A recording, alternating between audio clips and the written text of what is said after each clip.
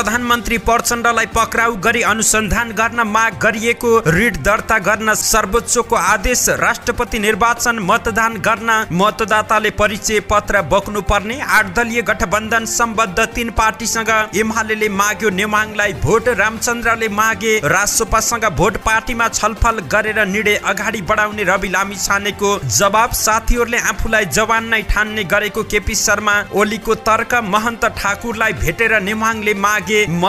गठबन्धन भत्काउन धराप नथप्न गगन थापाको चेतावनी। राष्ट्रिय सहमति नबन्ने भएपछि महन्तजी राष्ट्रपतिको दौडबाट ब्याग भएको राजेन्द्र महतोको भनाई। प्रधानमन्त्रीको प्रस्ताव ओलीले नमानेको उपसभापति खड्काको दाबी। सुदूरपश्चिमका मुख्यमन्त्रीले 21 गते विश्वासको मत लिने। राष्ट्रपति चुनावमा भोट हाल्न सिकाउँदै सांसदहरूलाई कांग्रेसको 5 बुँदे सूचना। कोशी नाम खारेज गर्न माग गर्दै प्रदर्शन गरियो। भूकम्पीय जोखिम सम्बन्धी सुरक्षा माग गर्दै सागर ढकालले बुझाए मुख्यमन्त्री शाहलाई ज्ञापन पत्र। दुर्गा परसाईको कार्यक्रम सफल पार्न कमल थापाले गरे आग्रह। गोर्खा 2बाट उम्मेद्वार बनेका 100 वर्षीय टीका दत्त पोखरेलको निधन। महानगर प्रहरी प्रमुख पाण्डेमाथि आक्रमण गरेको आरोपमा 2 जना पक्राउ। पल शाहलाई सफाई दिने नजिर हेरेर अरू पीडकले सफाई नपाउन्। उच्च अदालत पोखरा अगाडि नाराबाजी। पर्वतमा चितुवालाई बोकेको भाइरल तस्बिर। चितुवा पहिल्यै नै मरेको खुलासा।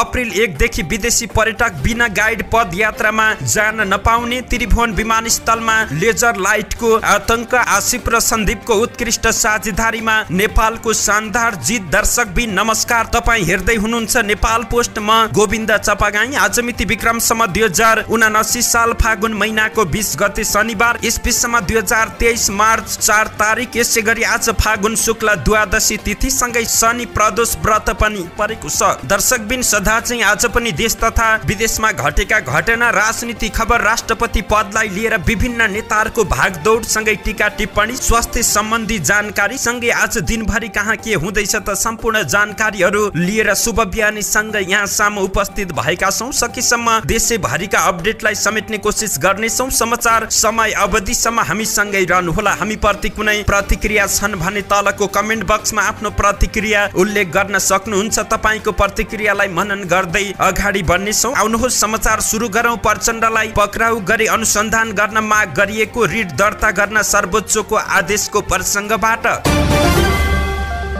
प्रधानमन्त्री पुष्पकमल दाहाल प्रचण्डलाई फौजदारी कसुरमा पक्राउ गरी अनुसन्धान गर्न माग गरिएको रिट दर्ता गर्न सर्वोच्च अदालतले आदेश दिएको छ। शुक्रबार न्यायाधीश द्वय ईश्वरी प्रसाद खतिवडा र हरिप्रसाद फुयालको इजलासले उक्त रिट दर्ता गर्न आदेश दिएको छ। 2076 माघ 1 गते माघी पर्वका दिन टुँडीखेलमा आयोजित कार्यक्रममा प्रचण्डले द्वन्द्वकालमा मारिएका 5000 को जिम्मेवारी आफूले लिने अभिव्यक्ति दिएका थिए। सोही अभिव्यक्तिलाई लिएर अधिवक्ता ज्ञानेन्द्र राज आरण लगायतका 25 जना र कल्याण बुढाथोकी लगायतका 9 जनाले सर्वोच्चमा रिट दर्ता गर्न खोजेका थिए। तर सर्वोच्च अदालत प्रशासनले ती दुवै रिटलाई दरपीट गरी राजनीतिक अभिव्यक्तिलाई लिएर कुनै व्यक्तिमाथि फौजदारी अभियोगमा मुद्दा दर्ता हुन नसक्ने बताएको थियो। कार्तिक 24 गते भएको दरपीट विरुद्ध उनीहरू मक्सिर 7 गते सर्वोच्च अदालतमा दरपीट विरुद्ध रिट लिएर पुगेका थिए। कार्तिक 24 गते भएको दरपीट विरुद्धको रिटमा कामु प्रधान न्यायाधीश हरिकृष्ण कार्कीको इजलासले दरपीटका सम्बन्धमा कैफियत प्रतिवेदन माग गरेको थियो। कैफियत प्रतिवेदन प्राप्त भएपछि संयुक्त इजलासमा परेको उक्त रिट दर्ता गर्न न्यायाधीश द्वय खतिवडा र फुयालको इजलासले आदेश दिएको छ। माओवादी केन्द्रका अध्यक्ष समेत रहेका प्रचण्डलाई फौजदारी कसुरमा पक्राउ गरी अनुसन्धान गर्न माग गर्दै लगिएको रिट अब दर्ता हुने भएको छ। सशस्त्र द्वन्द्वका क्रममा विद्रोही माओवादी पक्षबाट पीडित बनेकाहरूले उनीमाथि कारबाहीको माग गर्दै राष्ट्रिय मानव अधिकार आयोग, प्रहरी प्रधान कार्यालय लगायतमा उजुरी दिएका थिए। उजुरीमाथि प्रहरीले छानबिन र अनुसन्धान नगरेको भन्दै अधिवक्ता आरण र द्वन्द्व पीडित समुदाय रिट लिएर सर्वोच्च अदालत पुगेका थिए। 2 रिटमा एउटामा सशस्त्र द्वन्द्वका क्रममा मारिएकाहरूको हकमा दाहालले जिम्मेवारी लिइसकेको भन्दै उनीमाथि अनुसन्धान र फौजदारी कसुरमा मुद्दाको प्रक्रिया अगाडि बढाउन माग गरिएको छ। अर्को निवेदनमा भने द्वन्द्वका क्रममा घाइते तथा विस्थापित र सम्पत्ति हरण भएकाहरूको तर्फबाट घटनामा संलग्नलाई कारबाही र पीडित परिवारलाई भरण पोषणको माग गरिएको छ। अधिवक्ता ज्ञानेन्द्र राज आरणका अनुसार उनले अब आइतबार मुद्दा दर्ता गर्ने तयारी गरेका छन्। शुक्रबार ढिलो गरी आदेश आएको र लिखित आदेश प्राप्त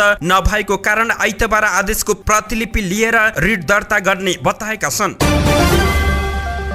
निर्वाचन आयोगले यही फागुन 25 गते हुने राष्ट्रपतिको निर्वाचन र आगामी चैत 3 गते हुने उपराष्ट्रपतिको निर्वाचनमा मतदाताहरूले मतदान गर्न जाँदा साथमा लिएर जानुपर्ने कागजातका सम्बन्धमा स्पष्ट पारेको छ। राष्ट्रपति र उपराष्ट्रपतिको निर्वाचनमा संघीय संसदका सदस्य र प्रदेश सभाका सदस्य रहेको निर्वाचन मण्डलद्वारा मतदान हुने कानुनी व्यवस्था रहेको छ। दुवै निर्वाचनमा निर्वाचन अधिकृतको कार्यालयबाट प्रकाशित अन्तिम मतदाता नामावलीमा नाम समावेश भएका मतदातालाई निर्वाचन आयोगबाट जारी मतदाता परिचय पत्र वा नेपाली नागरिकताको प्रमाण पत्र वा सम्बन्धित संसद सचिवालयबाट जारी परिचय पत्र वा निर्वाचन अधिकृतबाट सम्बन्धित सभाको सदस्यमा निर्वाचित हुँदा उपलब्ध गराइएको प्रमाण पत्र वा राष्ट्रिय परिचय पत्रका आधारमा मतदान गर्ने व्यवस्था गरिएको आयोगका प्रवक्ता शालिग्राम शर्मा पौडेलले हिजो जारी गरेको विज्ञप्तिमा उल्लेख रहेको छ।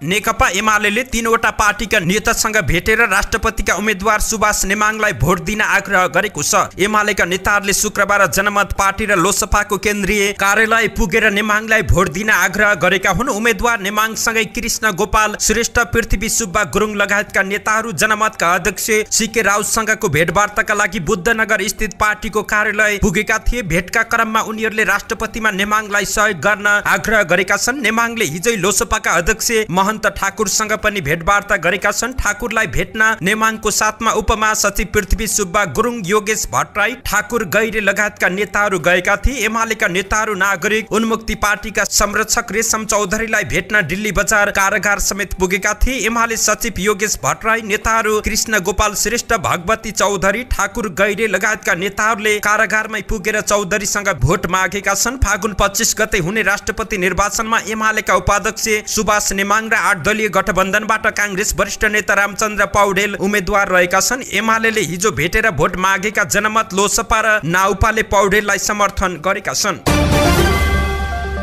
8 दलीय गठबन्धनको तर्फबाट राष्ट्रपतिको उम्मेद्वार बनेका नेपाली कांग्रेसका नेता रामचन्द्र पौडेलले राष्ट्रिय स्वतन्त्र पार्टी रासोपाका सभापति रवि लामिछानेसँग भोट मागेका छन्। शुक्रबार वसुन्धरा स्थित रासोपा कार्यालयमा पुगेका पौडेल सहित 5 नेताहरूले मत दिन आग्रह गरेका छन्। रासोपाका प्रमुख सचेतक सन्तोष परियारका अनुसार पौडेलले संविधानको भावना बुझ्ने र पालना गर्ने भन्दै सहयोग गर्न आग्रह गरेका छन्। छलफलमा पार्टी सभापति लामिछानेले अघिल्ला राष्ट्रपतिहरूका विषयमा समीक्षा सहितको भनाइ राखेका थिए। उनले पौडेललाई शुभकामना दिँदै पार्टीमा छलफल गरेर जवाब दिने बताएका छन्। कांग्रेसका मुख्य सचेतक रमेश लेखकले छलफल सकारात्मक भएको बताए। उनले आफूहरू आशावादी रहेको समेत तर्क दिएका छन्।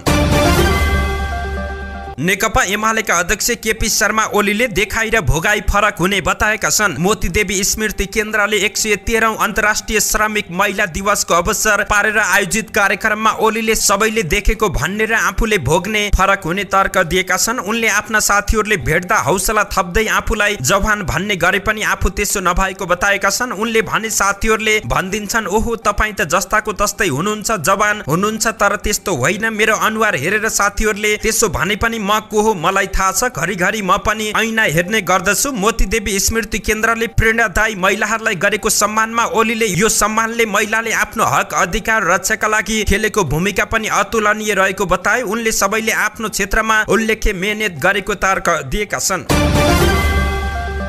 नेपाली कांग्रेसका महामन्त्री गगन कुमार थापाले कसैले पनि गठबन्धन भत्काउने धराप नथाप्न चेतावनी दिएका छन्। शुक्रबार गठबन्धन दलहरूले राष्ट्रपति निर्वाचनको सन्दर्भमा बागमती प्रदेशका सांसदहरूलाई केन्द्रित गरेर काठमाडौँमा आयोजना गरिएको अभिमुखीकरण कार्यक्रमलाई सम्बोधन गर्दै महामन्त्री थापाले वर्तमान गठबन्धन भत्काउने धराप नथाप्न चेतावनी दिएका छन्। उनले आफूहरूका बीचमा भएको सहमति 5 वर्ष कार्यान्वयन भएर अगाडि बढ्ने समेत बताए। उनले राष्ट्रपतिको निर्वाचनपछि गठबन्धन भत्किने र नेपाली कांग्रेसको नेतृत्वमा सरकार बन्ने भनेर भरम फैलाइएको भन्दै त्यस्तो भरममा नपर्न आग्रह समेत गरेका छन्। महामन्त्री थापाले आफूहरूका बीचमा भएको सहमति कार्यान्वयन नभएमा दलहरूमाथिको इमानदारीता र विश्वसनीयतामा प्रश्न उठ्ने भन्दै त्यसो हुन नदिने बताएका छन्। उनले नेपाली कांग्रेसका कोही पनि नेताहरूलाई भेटेर गठबन्धन भत्काउने चकचक नगर्न चेतावनी समेत दिएका छन्।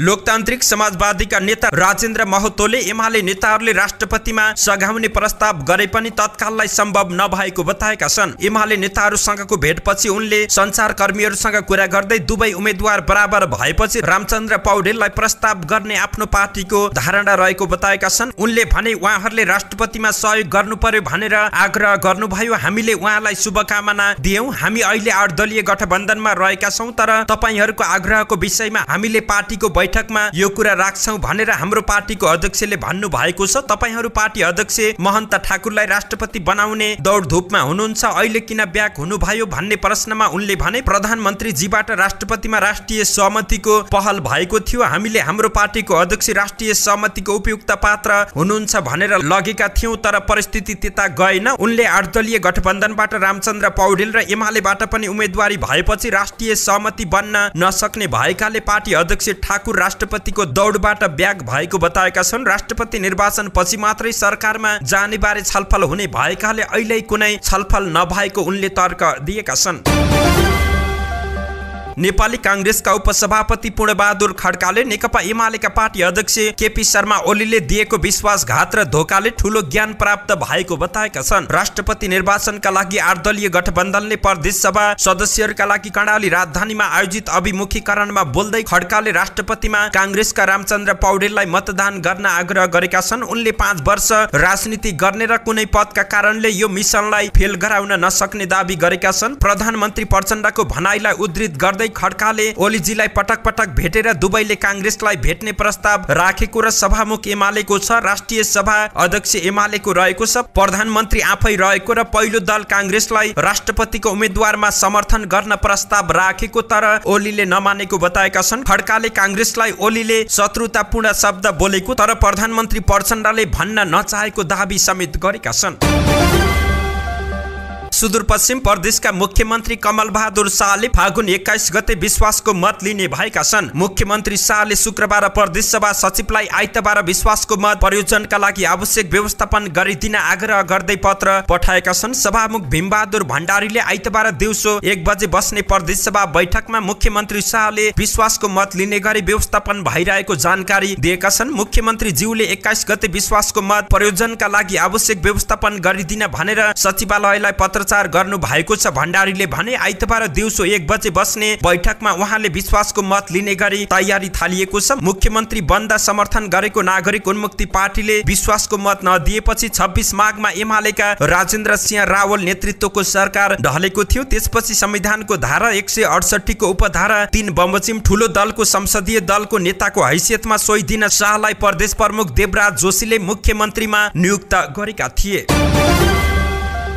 प्रदेशको नाम कोशी राखेको विरोधमा शुक्रबार विराटनगरमा प्रदर्शन भएको छ। बुधबार प्रदेश सभाले कोशी नाम राखेपछि उक्त नाम खारेज गर्न माग गर्दै पहिचान पक्षधरले प्रदर्शन गरेका छन्। लिम्बुवान किराँत संघर्ष समितिमा आबद्ध दर्जन बढी संघ संस्थाले शुक्रबार मुख्यमन्त्री तथा मन्त्री परिषद कार्यालय घेराउ पनि गरेका थिए। उनीहरूले पहिचानको आधारमा लिम्बुवान किराँत नामकरण गरिनुपर्ने माग गरेका छन्। प्रदेशको नाम पहिचानका आधारमा नराखे देशभरि आन्दोलन चर्काउने उनीहरूले चेतावनी दिएका छन्। 93 सदस्य प्रदेश सभामा कोशीको पक्षमा 82 जनाले मतदान गरेका थिए। 4 जनाको विपक्षमा मतदान गर्दा 6 जना सांसद अनुपस्थित रहेका थिए।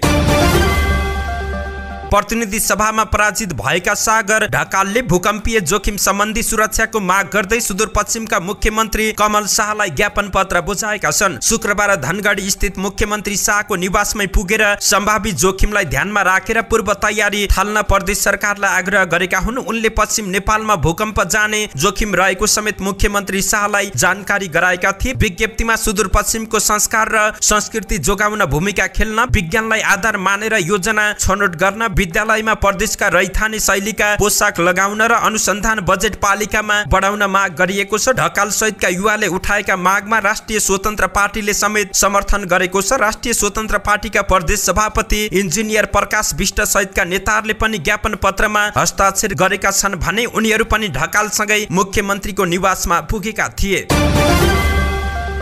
राष्ट्रिय प्रजातन्त्र पार्टीका अध्यक्ष कमल थापाले दुर्गा परसाईले शनिबार काठमाडौँमा गर्न लागेको कार्यक्रम सफल पार्न कार्यकर्तालाई आग्रह गरेका छन्। शुक्रबार ट्विटर मार्फत उनले सो आग्रह गरेका हुन्। थापाले ट्विटरमा भनेका छन्, सनातन धर्म संस्कृतिको रक्षाका निम्ति हुने कार्यमा रापरपा नेपालको सदैव सहयोग र ऐक्यबद्धता रहनेछ। फागुन 20 गते काठमाडौँको बानेश्वरमा राष्ट्रियता धर्म र संस्कृति बचाउने महाअभियानद्वारा आयोजित सभा सफल पार्ने काममा सहयोग गर्न रापरपा नेपालका साथीहरूलाई आग्रह गर्दछु। मेडिकल व्यवसाय समेत रहेका परसाईले शनिबार काठमाडौँमा कार्यक्रम गर्ने तयारी गरेका छन्। सो कार्यक्रमको थापाले खुलेर समर्थन गरेका छन्।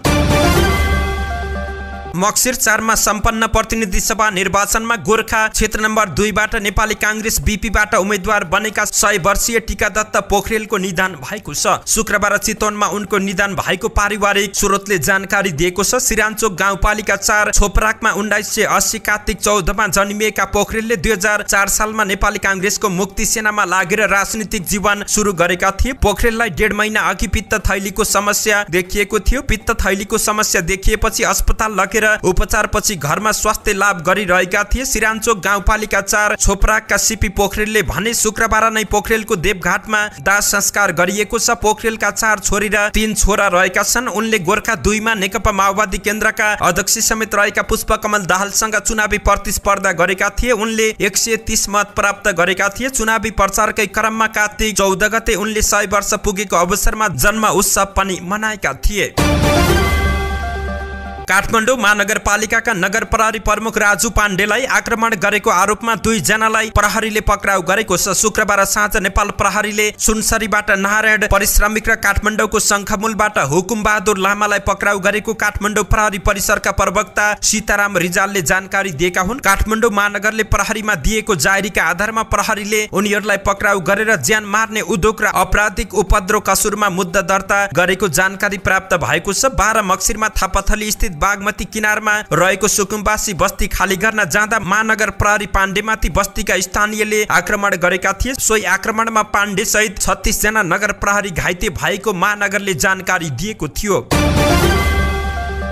नाबालिग बलात्कार अभियोगबाट पूर्ण विक्रम शाह पल्सालाई सफाई दिने उच्च अदालतको नजिर अन्य इजलासले नअपनाओस् भन्दै पोखरामा प्रदर्शन भएको छ। उच्च अदालत पोखरा अगाडि शुक्रबार अभियन्ताहरूले उक्त माग राख्दै प्रदर्शन गरेका हुन्। नाबालिगसँग सहमतिमा यौन सम्पर्क भए पनि बलात्कार मानिने कानुनी व्यवस्था रहेको छ। अभियन्ता सलिजा श्रेष्ठले भनिन्, यस्तो कानुनी आधार हुँदाहुँदै शाहलाई अदालतले सफाई दियो। यो नजिर हेरेर अरू पीडितले सफाई नपाउन्। नाबालिग बलात्कार अभियोग लागेका शाहलाई गत आइतबार उच्च अदालत पोखराले सफाई दिएको थियो। अदालतको कायम मुकायम मुख्य न्यायाधीश दिल्लीराज आचार्य र न्यायाधीश श्री धराकुमारी पुडा सैनिकको संयुक्त इजलासले शाहलाई सफाई दिँदा नाबालिगले पठाएको मेसेजलाई आधार मानेको थियो भने शाहले यौन सम्पर्क गरेको स्वीकार गरेको कल रेकर्डलाई अविश्वास गरेको थियो। उक्त नजिरलाई आधार मान्दा भविष्यमा बलात्कारका अन्य अभियुक्तहरूलाई पनि सफाई दिन सक्ने भन्दै सचेत गराउन प्रदर्शन गरिएको अभियन्ताहरूले बताएका छन्। अभियन्ता श्रेष्ठले जिल्ला अदालतले बाल यौन दुर्व्यवहारमा सजाय सुनाएका अभियुक्तलाई उल्टाउने उच्च अदालतको फैसला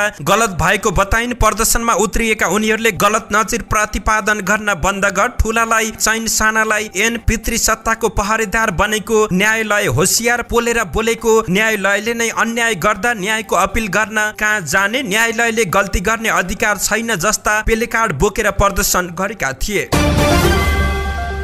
चितुवा बोकेर हिँडेको एउटा तस्बिर सामाजिक सञ्जालमा भाइरल बनिरहेको छ। उक्त तस्बिर पर्वतमा लिएको बताइएको छ। मानिसले बोक्दा पनि केही नगर्ने चितुवा भनेर धेरैले उक्त तस्बिरलाई अनौठो मानेका छन्, तर वास्तविकता भने बेग्लै पाइएको छ। चितुवा बोकिरहेका व्यक्ति सर्वसाधारण नभएर वनका कर्मचारी हुन्। फलेवास नगरपालिका वडा नम्बर 2 गहतेमा उक्त चितुवा भेटिएको थियो। जिल्ला प्रहरी कार्यालय पर्वतका इन्सपेक्टर तथा प्रवक्ता राजेन्द्र अधिकारीका अनुसार उक्त चितुवा मरेको अवस्थामा फेला परेको थियो। मरेको चितुवालाई वनका कर्मचारीले बोकेको अवस्थामा लिएको फोटो भाइरल बनेको हो। फोटोमा देखिएको चितुवा मरेको हो। मरेको चितुवालाई वनका मान्छेले लिएको फोटो हो। इन्सपेक्टर अधिकारीले भने त्यो चितुवा बिरामी रहेछ। बिरामी चितुवाको आक्रमणबाट एक महिला पनि घाइते हुनु भएको रहेछ। पछि त्यो चितुवा मरेको भेटियो। जिउँदो चितुवा भनेर प्रचार गरिए पनि त्यो चितुवा मरेको हो। पर्वत डिभिजन वन कार्यालय प्रमुख विष्णु अधिकारीका अनुसार 11 बजे वन कार्यालयलाई खबर आएको थियो। उनले भने कार्यालयमा खबर आएसँगै एक्लै 4 जना साथीहरू घटनास्थलमा पुगेका थिए। जंगलको बीचमा चितुवा मरेको भेटियो। हामीले मुचुल्का गरेर हिजै गाड्ने काम गरेका थियौं। वन कार्यालयका अनुसार चितुवा बुढो र बिरामी रहेको थियो। बिरामी भएकै कारण उक्त चितुवा मरेको हुन सक्ने वनका अधिकारीहरूको भनाइ रहेको छ।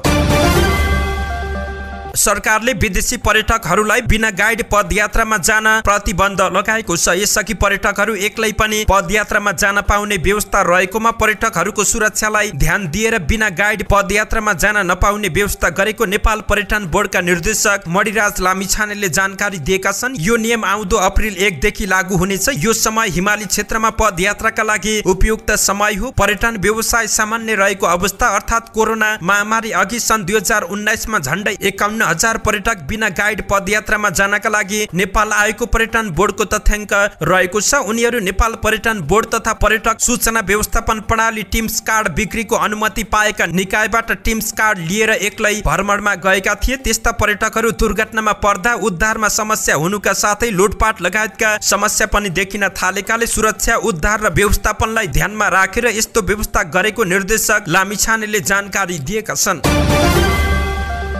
त्रिभुवन विमानस्थलमा पछिल्लो केही दिन यता लेजर लाइटको आतंक बढेको छ। जहाजहरूको उडान अवतरणलाई प्रभावित गराउने गरी यस्तो लाइट विमानस्थलतर्फ फ्याँक्ने गरिएको छ। यो पछिल्लो 3 दिन यता निरन्तर भइरहेको विमानस्थल स्रोतले जानकारी दिएको छ। मनोहरा क्षेत्रबाट यस्तो लाइट विमानस्थलतर्फ फाल्ने गरिएको छ। सामान्यतया लेजर लाइट फाल्ने बिन्दु पत्ता नलाग्दा यस्तो काम गर्नेहरूले प्रश्नय पाउने गरेका छन्। स्रोतका अनुसार यस्तो लाइट आउँदा विमानस्थलमा उडान सुरक्षामा असर गर्ने गर्छ। यसले आँखामा 81 लाइट पर्दा जुन असर पर्छ जहाज उडाउने पाइलटलाई समेत यस्तै असर पर्ने गरेको छ। त्रिभुवन विमानस्थलका महाप्रबन्धक प्रताप बाबु तिवारीले यसबारे पत्ता लगाउन आफूले निर्देशन दिइसकेको जानकारी दिएका छन्। कहाँबाट कसले के उद्देश्यले यो काम गरिरहेको छ पत्ता लगाउन निर्देशन दिइसकेको छु। त्रिभुवन विमानस्थलमा विगतमा समेत यस्तो गतिविधि गरी दुःख दिने गरेको गुनासो उनले गरेका छन्।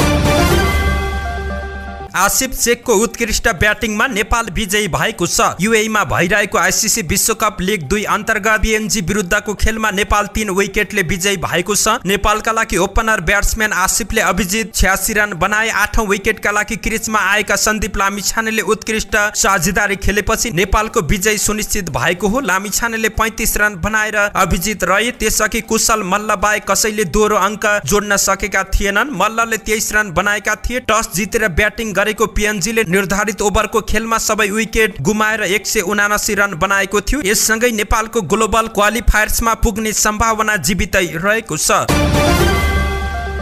धन्यवाद। यस्तै ताजा समाचारको लागि नेपाल पोस्ट हेर्दै गर्नुहोला।